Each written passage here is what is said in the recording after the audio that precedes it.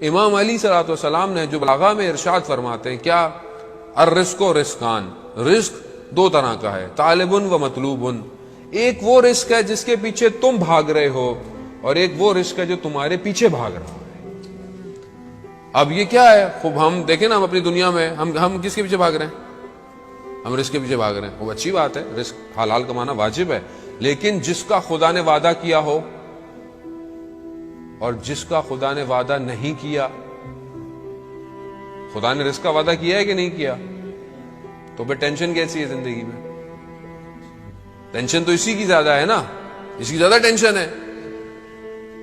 اور جس کا وعدہ نہیں کیا، کس کا وعدہ نہیں کیا؟ آخرت کا۔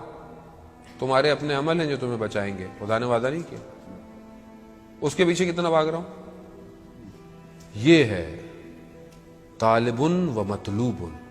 ایک وہ ہے جس کے پیچھے تم بھاگ رہے ہو، ایک وہ ہے جو تمہارے پیچھے بھاگ رہا ہے۔ جس کے پیچھے میں بھاگ رہا ہوں کیا ہے؟ ومن طلب الدنیا، اور جو دنیا کو طلب کرتا ہے، جو دنیا کے پیچھے بھاگتا ہے، اس کو موت آ جاتی ہے اور دنیا اس کو نکال کے پھینک دیتی ہے۔ آپ کے سامنے دنیا کے بڑے بڑے لوگ جنہوں نے دنیا میں فرعون، انا ربک الاعلی، میں رب ہوں تمہارا، کہاں گیا؟ ڈوب گیا۔ شداد کہاں گیا؟ نمرود 300 سال لگے اس کو جنت بنانے میں اپنی شداد، اور جب گھوڑا لے کے پہنچا دروازے پہ جو نے بنائی تھی اس نے دنیا، اندر جانے لگا تو ایک شخص نظر آیا، کہا تم کون ہو؟ تمہیں میں نے پہلی دفعہ دیکھا ہے۔ کہا میں موت کا فرشتہ ہوں، جان لینے آیا ہوں۔ کہہ رہا مجھے ایک پاؤں گھوڑے کی زین میں تھا، ایک ہوا میں تھا، جان نکال لی۔ دنیا کے پیچھے بھاگ رہے تھے، دنیا نے اٹھا کے پھینک دیا۔ یہ ہے دنیا آپ کے سامنے، بڑے بڑے بڑے بڑے۔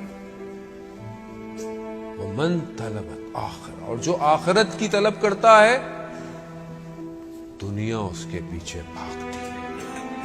حتیٰ جتنے خزانے دنیا میں ہیں، حتیٰ یستوفیہ منہا، جتنے خزانے ہیں سب نکال کے اس کے آگے رکھ دیتی ہے۔ جو آخرت کے لیے بھاگتا ہے، اور آخرت کے لیے ہم کتنا آخرت کے لیے بھاگ رہے ہیں؟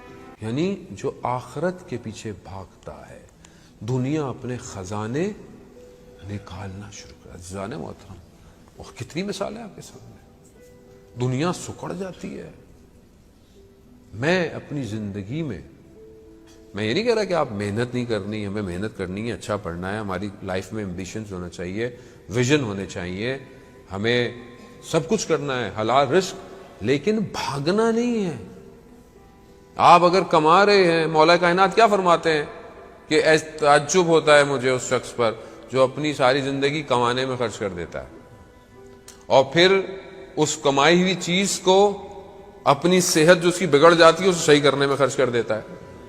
یعنی ساری زندگی کماتے رہے، بیمار ہو گئے، آخر میں بیمار پڑے، سارے پیسے بیماری میں لگ رہے ہیں۔ تعجب ہوتا ہے مولا کا۔